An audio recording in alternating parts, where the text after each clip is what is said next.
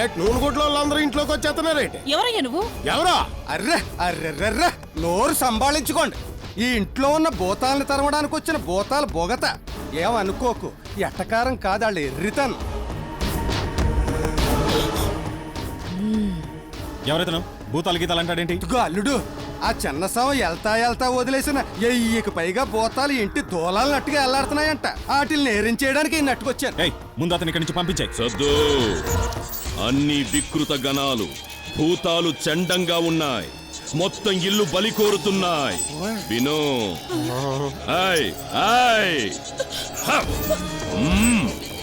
వినబడలా?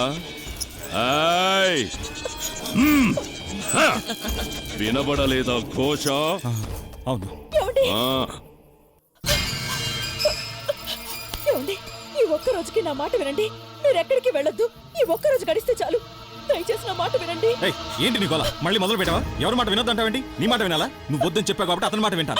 అదే మరి, ఎయ్యి భూతాలు నేను నుదుటిపొట్లో కనపడుతున్నాయి. పేకల మీదకి వచ్చినప్పుడు సర్దుకోవాలి మరి. పెట్టలాంటి దాని చెప్తున్నాను. నా మాటిన పద లోపలికి బావా సెల్లి కొంచెం ఎవరు చెప్పండి. అలా మారం చేసుకుంటున్నాడు. అసరా